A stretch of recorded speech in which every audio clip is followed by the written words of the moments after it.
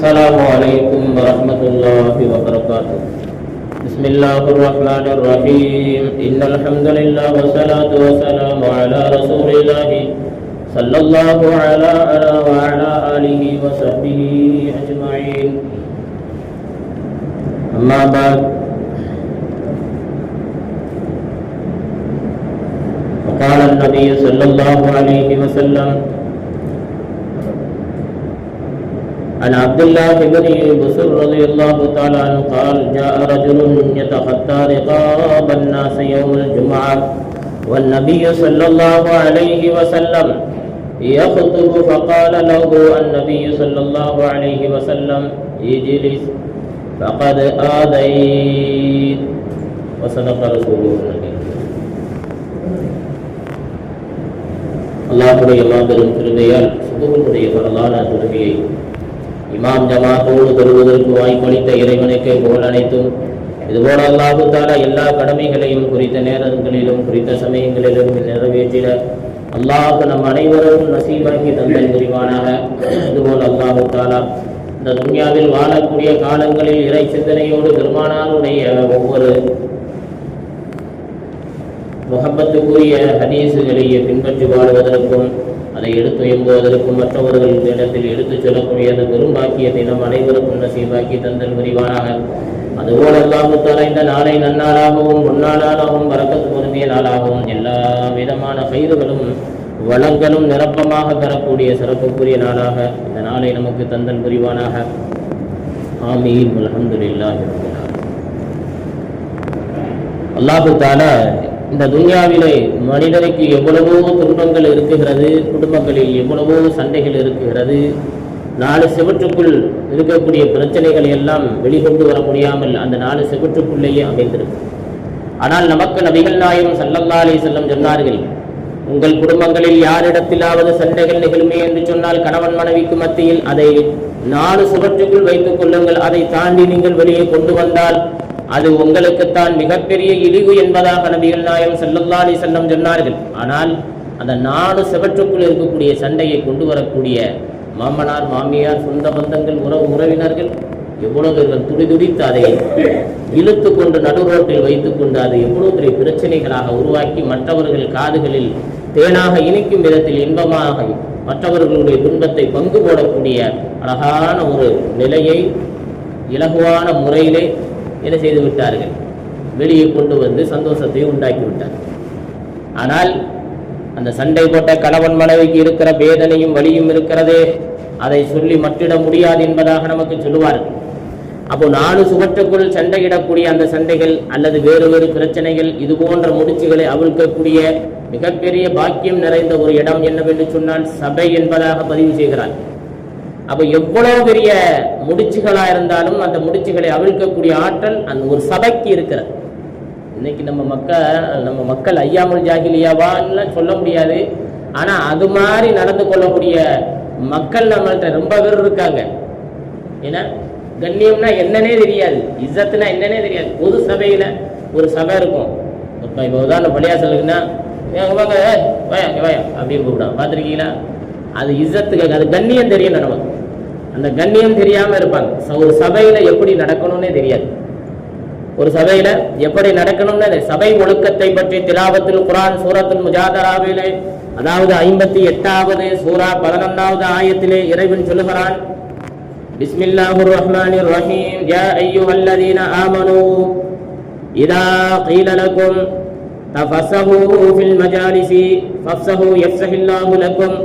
நம்ம மக்கள்கிட்ட இருக்கக்கூடிய ஒரு மோசமான பழக்கம் என்னன்னு சொன்னால், எங்கேயாவது விருந்துக்கு கூப்பிட்டா போதும், அரை மணி நேரத்துக்கு முன்னாடி போகிறது, சாப்பிட்டுவிட்டு ஒரு மணி நேரம் பேசிட்டு ஊர் பஞ்சாயத்து எல்லா கதைகளையும் அவன் அப்படி இவன் அப்படின்னு கழுவி ஊற்றி ஐப்பு பேசுறது, கைப்பத்து பேசுறது, குறம் கோடு எல்லாத்தையுமே பேசிட்டு வந்துடுவார்.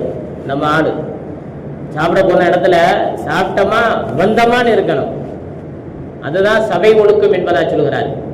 எத்தனை பேர் குர்ஆனை திறந்து பார்த்துட்டு போயிடுது, எவ்வளோ பேர் வயதானவர்கள் இருக்கிறாங்க. இவ்வளோ ஆளாச்சு, யாராவது இந்த ஆயத்தெல்லாம் எடுத்து படித்து பார்த்தோமா? எடுத்து சொல்லணும், படித்து பார்க்கணும், குர்ஆன் எடுத்து ஓதணும். நம்ம ஓதுறதே இல்லை.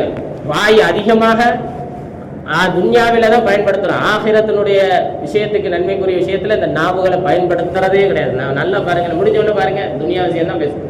உணவு முடிஞ்சவொடனே வாசல்ல நின்று பாருங்க, தெரியுமா உனக்கு மச்சான் மாப்பிள்ள அங்க அப்படி இப்படி.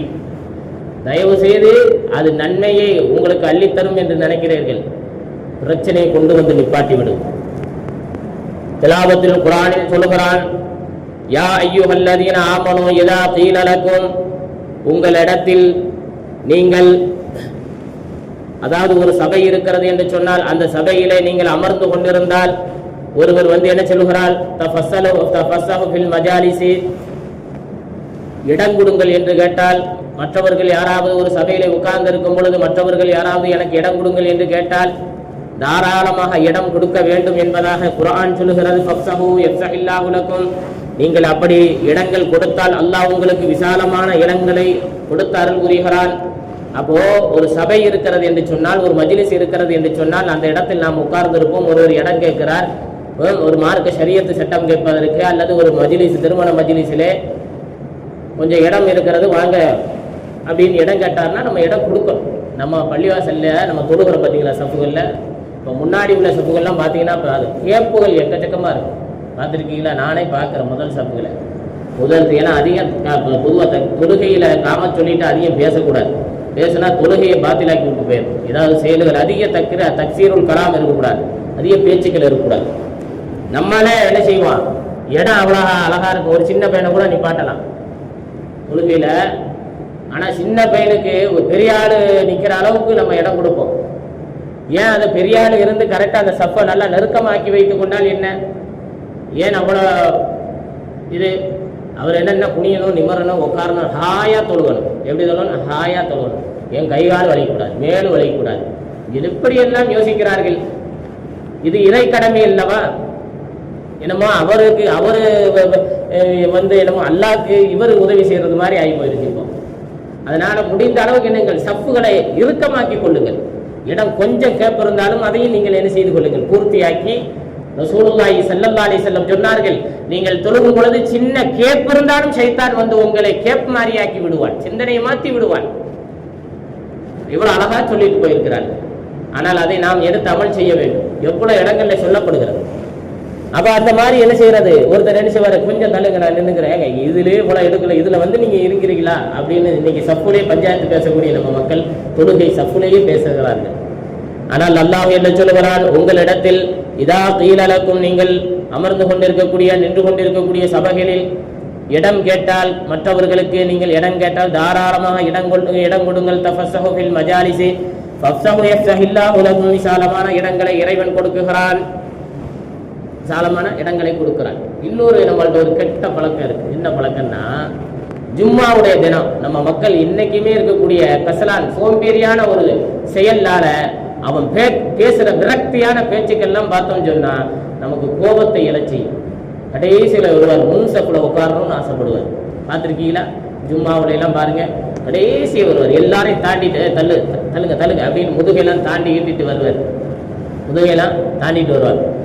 எனக்கே ஒரு பள்ளியில் பெரிய பள்ளிவாசல்ல நிர்வாகம் சொல்லிச்சு, ஹசரத்து ஜும்மா டயத்தில் நீங்கள் பாங்குக்கு முன்னாடி 10 நிமிஷத்துக்கு முன்னாடியும் உள்ள உட்காந்துரும், கூட்டம் உள்ள ஏறிட்டா நீங்கள் ஒவ்வொரு ஆளாக தள்ளிட்டு வரணும்.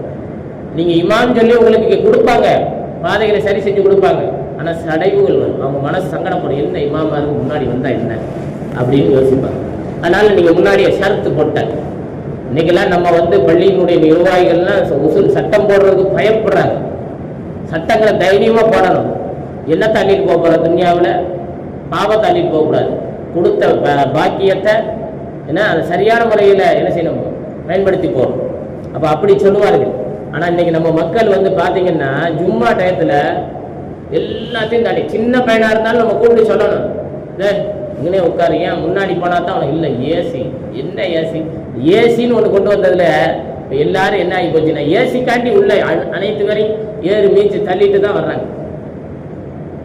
ஏறு மீச்சு தள்ளிட்டு தான் வரணும். என்ன செய்யணும், ஜமாத்தா இருக்கிறவங்க என்ன செய்யணும், சடக்குன்னு ஒரு நாளைக்கு ஏசி ஆஃப் பண்ணிட்டு எல்லாரும் வேலைக்குன்னு இப்படி வந்து உள்ள உட்காடுறாங்க, ஏசிக்குன்னு உள்ள வர்றாங்க. அல்லா காட்டி உள்ள வர்றாங்களே, குழுவுக்காக உள்ள வர்றாங்களே, நேரத்தோட முதலால வந்துடுறாங்க. அப்ப அந்த நியத்துக்கு நம்ம, ஆனா ரசூலுல்லாஹி ஸல்லல்லாஹு அலைஹி வஸல்லம் சொன்னார்கள், பயான் மஜ்லிஸா இருக்கட்டும், திக்ர் மஜ்லிஸா இருக்கட்டும், ஜும்மா தொழுகையா இருக்கட்டும், இது போல எதுவாக இருந்தாலும் மனிதர்களை தாண்டி செல்வதை பற்றி சொல்லும் பொழுது சொல்வார்கள் தஹத்தர் ரிகாபு, அதாவது ஜும்மா தினத்தில் ஒருவன் தாண்டி தாண்டி செல்வதை பற்றி சொல்லும் பொழுது அப்துல்லாஹ் இப்னு புஸ்ர் ரலியல்லாஹு தஆலா அவர்கள் சொல்கிறார்கள், ஜாஅ ரஜுலுன், ஒரு மனிதர் வருகிறார், யதஹத்தா ரிகாபன் நாஸ் யௌமுல் ஜும்ஆத்தி, ஜும்மாவுடைய தினத்திலே மக்களை தாண்டி தாண்டி முதுகுகளை தாண்டி தாண்டி ஒரு மனிதர் வருகிறார். நபிகள் நாயகம் ஸல்லல்லாஹு அலைஹி வஸல்லம் இதுபோல யஹ்துபு, ஒரு சமயம் குத்பா நடத்துகிறார்கள். ஃபகால லஹு, இதுபோல ஒரு நிகழ்வு நடக்கிறது.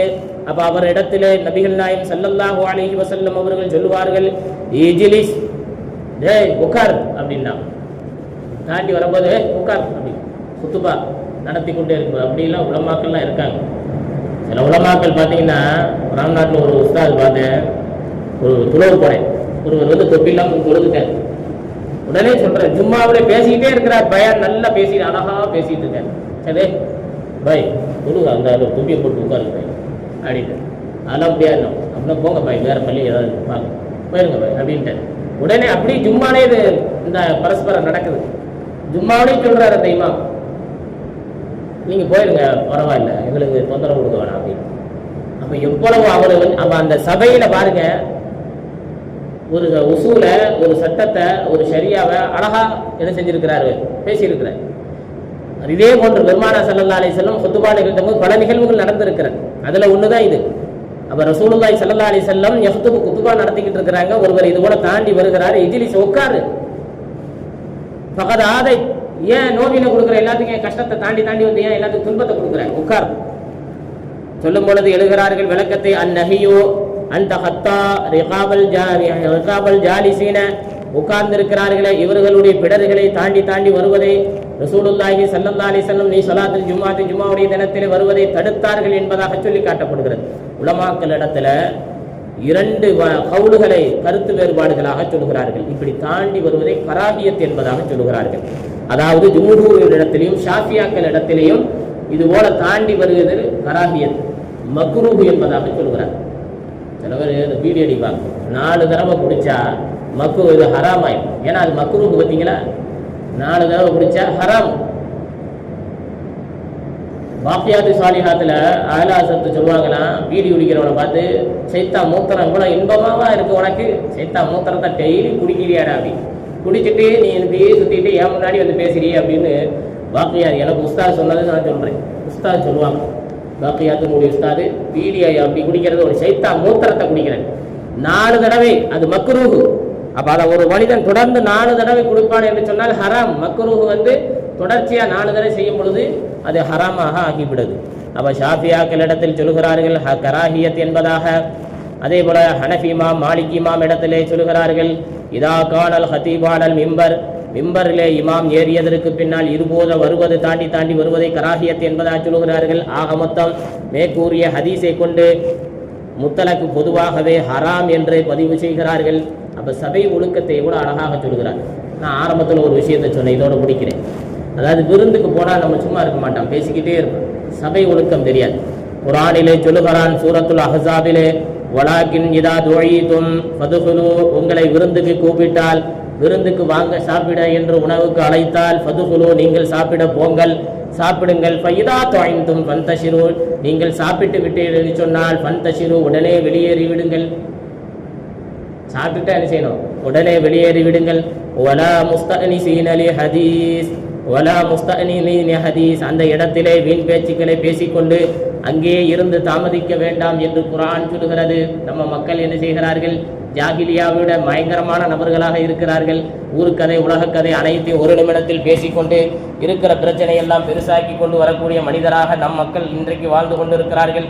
ஆக இதெல்லாம் உடைத்தெறும் விதத்திலே திலாவத்துல் குர்ஆனிலே சபை ஒழுக்கத்தை சொல்லி காட்டுகிறார். அப்ப என்ன செய்யணும், நம்ம இனிமேல் இன்ஷா அல்லாஹ் காதுல கேட்டுட்டோம், பயான் கேட்கறது பெரிதல்ல, அதை கேட்டுவிட்டு அவன் மறுத்து விட்டு அதை உள்ளுக்குள் வெறுத்து தூக்கி வீசி விட்டு போகிறான் பார், அவனுக்கு ஜன்னத்தே கிடைக்காது.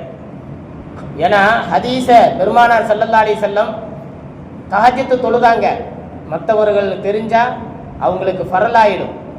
ஏன்னா அல்லாஹ் ஃபரலாக்கிடுவான். அந்த ரசூலுடைய செயலை பார்த்துட்டு மறுத்தா அவன் ஹராம் ஆயிடும், அது ஹராமாயிடுவான், குஃப்ராயிடுவான்.